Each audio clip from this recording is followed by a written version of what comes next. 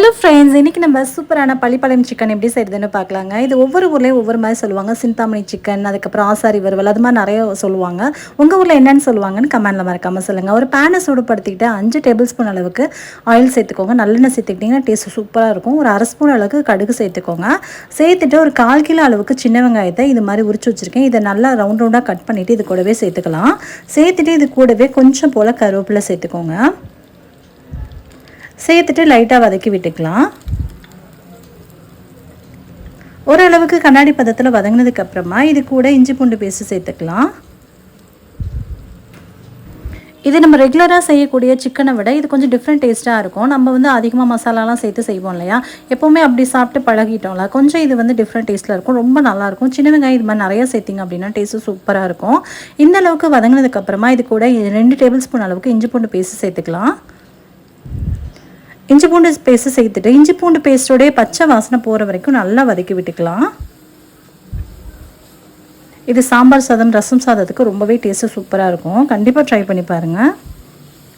இப்போது இதுக்கு தேவையான அளவுக்கு உப்பை இது கூடவே சேர்த்துடலாம். கல்லுப்பு சேர்த்துக்கோங்க. எப்போவுமே முடிஞ்சவரை கல்லுப்பு சேர்க்குறது ரொம்ப நல்லது. சேர்த்ததுக்கப்புறம் இது கூடவே வந்து ஒரு மஞ்சத்தூள் ஒரு 1/4 ஸ்பூன்லேருந்து அரை ஸ்பூன் சேர்த்துக்கலாம். சேர்த்துட்டு இது கூடவே பார்த்திங்க அப்படின்னா 12லேருந்து 15 வரமிளகாய் இருக்கு இல்லையா, அதுக்குள்ளே உள்ள விதைகள் எல்லாத்தையுமே நீக்கிட்டு இது மாதிரி கட் பண்ணிங்க அப்படின்னா, நுனியில் கட் பண்ணிங்க அப்படின்னா அழகாக பாக்கெட் மாதிரி உள்ளுக்குள்ளே உள்ள விதைகள் எல்லாமே வெளியில் வந்துடும். சப்போஸ் உங்களுக்கு அது மாதிரி வரல அப்படின்னா கொஞ்ச நேரம் நல்லா வெயிலில் வச்சுட்டு அதுக்கப்புறமா இது மாதிரி பண்ணிங்கன்னா இன்னும் கிளியராக வந்துடும். இந்த மாதிரி விதைகளை தனியாக அந்த மேலே உள்ள இதை தனியாக நீக்கிட்டு இதை குட்டி குட்டியாக கத்திரிக்கோல் வச்சு கட் பண்ணிவிட்டு இது கூட சேர்த்துக்க போகிறேன். பாருங்கள், இந்த மாதிரி காரத்துக்கு அப்படின்னா வேறு எதுவுமே நம்ம சேர்க்க போகிறதில்ல. இந்த மிளகாய் மட்டும் தான் நம்ம சேர்த்துக்கிறோம். சேர்த்துட்டு நல்லா வதக்கி விட்டுக்கலாம். சேர்த்துட்டு இது கூடவே வந்து இப்போ ஓரளவுக்கு லைட்டாக வதங்கினதுக்கப்புறமா இது கூட சிக்கன் சேர்த்துக்கலாம். சிக்கன் ஒரு 1/2 கிலோ சிக்கனை இது கூடவே அப்படியே சேர்த்துடலாம். சேர்த்துட்டு நல்லா வதக்கி விட்டுக்கலாம். நல்லா மஞ்சத்தூள் போட்டு வாஷ் பண்ணி வச்சுருக்கேன். அந்த சிக்கனை இது கூட சேர்த்துக்கிறேன். சிக்கன் சேர்த்துட்டு நல்லா வதக்கி விடுவோம் இல்லையா, அப்போது அந்த சிக்கனில் இருக்க தண்ணி வந்து வெளியில் வரணும். எப்போவுமே இது ஒரு சின்ன டிப்பாக, பிகினராக நீங்கள் செய்கிறீங்க, நான்வெஜ் செய்கிறதுல வந்து பிகினராக இருக்கீங்க அப்படின்னா இந்த டிப்பை ஃபாலோ பண்ணிக்கோங்க. எந்த நான்வெஜ்ஜாக இருந்தாலும், சிக்கனாக இருந்தாலும் சரி, மட்டனாக இருந்தாலும் சரி, எது செஞ்சாலும் நம்ம இது மாதிரி சேர்த்துட்டு இதுலேருந்து தண்ணி வெளியில் வரும் பாருங்கள். நல்லா கொஞ்சம் இதுலேருந்து தண்ணியெல்லாம் வெளியில் வந்ததுக்கு அப்புறமா தண்ணி சேர்த்தோம் அப்படின்னா டேஸ்ட் வந்து அந்த குழம்பு செஞ்சாலும் சரி, வறுவல் செஞ்சாலும் அதோடய டேஸ்ட் வந்து ரொம்ப சூப்பராக இருக்கும். கண்டிப்பாக இது நீங்கள் ட்ரை பண்ணி பாருங்கள். ரொம்ப நல்லாயிருக்கும். ஒரு சூப்பரான டிப் இது. இது மாதிரி சிக்கனில் நம்ம தண்ணி சேர்க்கறதுக்கு முன்னாடியே அதில் உள்ள தண்ணியெல்லாம் வெளியில் ரிலீஸ் ஆகி இது மாதிரி வரணும். வந்ததுக்கப்புறமா இது கூட ஒரு 1/4 கப் அளவுக்கு தண்ணி சேர்த்துக்கலாம். முன்னாடியே சேர்த்துட்டிங்க அப்படின்னா சிக்கன் கொஞ்சம் விரைச்ச மாதிரி ஆகிடும். இந்த மாதிரி வந்ததுக்கப்புறம் தண்ணி சேர்த்துக்கலாம் ஒரு 1/4 கப் அளவுக்கு. சேர்த்துட்டு இப்போ அதை நல்லா கலந்து கொடுத்துக்கலாம். இந்த தண்ணி சேர்க்கறதுனால பார்த்திங்க அப்படின்னா அந்த குட்டி குட்டியான மிளகாலாம் நம்ம சேர்த்துருக்கோம்ல கட் பண்ணி, அந்த மிளகாவோட ஜூஸ் எல்லாம் நல்லா கொஞ்சம் உள்ளே இறங்கும். ஏன்னா நம்ம காரத்துக்காக வேறு எதுவுமே சேர்க்கல இல்லையா, அதனால இப்போ மூடி போட்டு 10 நிமிஷத்துக்கு நல்லா லோ ஃப்ளேமில் வச்சு வேக வச்சுக்கலாம். நம்ம சொல்லுவோம் இல்லையா, அனலில் வச்சு வேக வைக்கணும் அப்படின்னு சொல்லி கிராமத்து சைட்லாம் சொல்லுவாங்களா, அது மாதிரி நல்ல லோ ஃப்ளேமில் வச்சு வேக வச்சுக்கோங்க. நல்லா வந்து பஞ்சு மாதிரி சாஃப்டாக நல்லா சிக்கன்லாம் வேகணும். வெந்ததுக்கப்புறமா இதை ஒரு ஓப்பன் குக்கில் ஒரு 5 நிமிஷம் போல் அந்த தண்ணிலாம் ட்ரை ஆகிறதுக்காக கொஞ்சம் நேரம் வேக வச்சுக்கலாம்.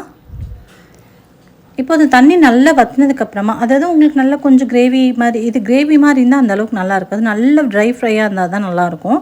அதனால் அந்த தண்ணியில் நல்லா சக்காகி வெந்து வரட்டும்.